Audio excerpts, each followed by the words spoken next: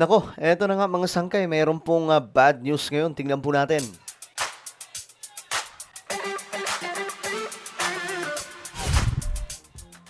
Alright, magandang oras po sa inyong lahat. This is me. We are back dito sa ating YouTube channel. Kamusta po kayo mga kababayan, mga solid sangkay? At ngayon, pag-uusapan po natin itong pambihirang balita, mga sangkay. Hindi nyo magugustuhan to pag nakita nyo ngayon, pero siyempre kailangan po natin ito pag-usapan. Ay, naku po. Anyway, before we start guys, sa mga hindi pa po dyan nakakapag-subscribe sa ating YouTube channel, makikita nyo po yung subscribe button sa baba ng video na to. I-click nyo lamang po yung subscribe, i-click ang bell, at i-click nyo po yung all. Sa mga nanonood po sa Facebook, i-follow nyo po yung ating Facebook page. Okay, so shoutout po sa lahat ng mga solid sangkay na nanonood ngayon. Comment down below. Hashtag solid sangkay kasama po ang inyong mga lugar. Para siyempre, magkakilala po tayo. Okay, eto na.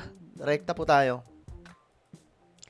Ito po yung bad news ngayon mga sangkay. Tingnan po ninyo yung presyo ng oil. Tingnan nyo po yung diesel. Diesel tingnan po ninyo.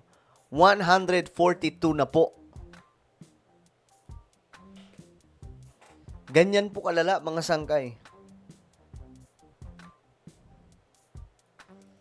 So anong nangyayari? Ayon po sa report, pataas na daw po ng pataas. Presyo ng mga langis sa Baguio City, pumalo na sa 142 ang presyo kada litro. Hindi lamang po sa Baguio City yan. Kahit po sa Metro Manila, mga sangkay, at sa ampang lupalop ng ating bansa, may ganito na din pong presyo. Dahil rito, marami na ang umaaray, lalo na ang mga tsuper. Ayon sa kanila, posibleng huminto na sila sa pamamasada kung sakaling umabot pa sa 150 kada litro ang presyo ng diesel sa bansa. So ito po ngayon ay nangyayari mga sangkay na parang hindi po mahinto. Parang unstoppable, unbreakable mga sangkay itong nangyayari ngayon. Hindi po yung momentum tuloy-tuloy, wala po. 'Di ba dati mga sangkay, tataas tapos bababa. Tataas ulit, tapos bababa na naman. Ito, walang tigil mga sangkay. Para pong sumisirit pataas yung presyo ng oil. Kaya ngayon, guys, alam nyo, tatamarin na po kayong, kung may sasakyan kayo, tatamarin kayong gumala o umalis . Isang biyahe, 1,000. Kahit malapit lang. Ganun kalala mga sangkay. Hindi mag-jeep ka na lang. Pag mag-jeep ka naman, ang luging-lugi naman dyan yung mga tsuper, bawa taxi driver, mga sangkay. Lugi sila kasi nagbabiyahe sila, may boundary pa, tapos, Diyos mio marimar, ang kikitain nila, magkano na lang, yung oil pa, magkano yung litro. 'Di ba? Ganyan po kalala ngayon ang nangyayari sa ating bansa. At ito ay seryoso na pong problema sa Pilipinas. At ito po, mga sangkay, ang problema pa po sa Pilipinas, yung presyo ng oil, masyado na pong malala. Kasi nga po, hindi po makontrol ng pamahalaan natin itong presyohan ng fuel. Kasi nga po, mayroon pong deregulation law. Noong 1998, mga sangkay, I think 1998 po, hindi po ako nagkakamali, panahon po ni Ramos, inaprubahan ang batas na yan, kung saan ang gobyerno wala na pong kontrol sa presyo ng oil na binebenta sa merkado, sa mga oil station. Sa tingin nyo ba, mga sangkay, hindi po tayo dinadaya?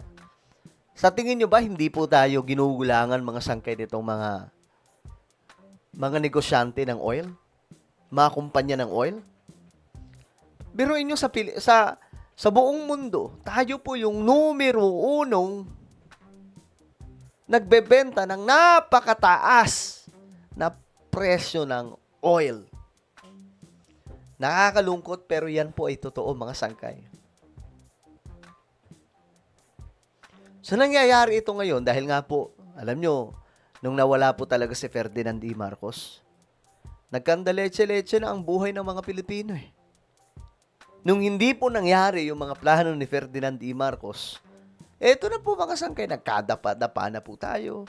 Alam nyo dati, panahon po ni Apo Lakay, 'di ba?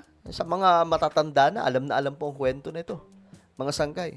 Bagamat ako, di po natin naabutan. Pero, syempre, alam naman po natin ang kasaysayan ng panahon ni Ferdinand E. Marcos. Nung panahon na yon, hawak po ng gobyerno ang Petron. At noong panahon na yun, kontrolado po ng gobyerno ang presyo ng oil. Hindi po basta-basta makakapanggulang itong mga negosyante. Biruin mo, kahit Petron ngayon, kahit yung Petron, tingnan nyo ba yung Petron ngayon, yung presyo. Napakataas na rin. Mababa lang sila ng kaunti, pero sobrang lala pa rin po ng itinataas. 'Di ba? So, ganyan po kalala, mga sangkay, yung nangyayari sa Pilipinas ngayon. At sobrang sakit nito sa ating mga Pilipino. Kung hindi sana ibinenta ng mga sumunod na namuno ang Petron, tapos mga sangkay, hindi po naipasa itong deregulation law. Di sana mga sangkay, kontrolado pa po ng gobyerno natin itong presyohan ng fuel sa Pilipinas at pagbili ng oil. Kita nyo mga sangkay, ngayon, ang nangyayari, ang gobyerno po natin, ang gumagawa ng pamamaraan para makabili ang Pilipinas ng sandamakmak na oil. Pero, mapupunta po yan sa mga private companies. Ng mga oil companies. Pagdating sa kanila, sila po ang kokontrol sa presyo. Sila na po ang magbabagsak ng depende na sa kanila. Pag natripan nila, taas natin yung presyo. Total, mahal naman eh. Para syempre, may kita tayong higante, di ba? So, yun ang mangyayari, mga sangkay. Kaya ngayon, number 1 po tayo.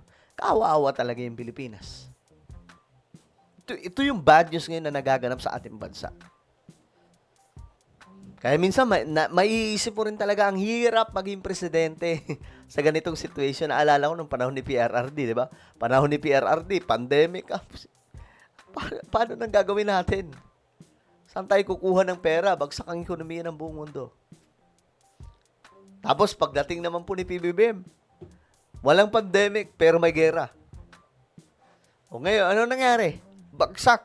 Yung mga ekonomiya, problemado ang buong mundo dahil po sa oil crisis. Alam nyo, kung hindi sana mga sangkay pinaglaruan ng Pilipinas na nitong mga politiko, hindi sana maayos ang buhay ng mga Pilipino ngayon. Halimbawa, yung Bataan Nuclear Power Plant. Di ba kung napaandar yan, mga sangkay, kung napagana yan, malaking tulong yan pagdating po sa energy supply ng Pilipinas. Pagdating po sa power supply, hindi po tayo magkakaproblema ng malala.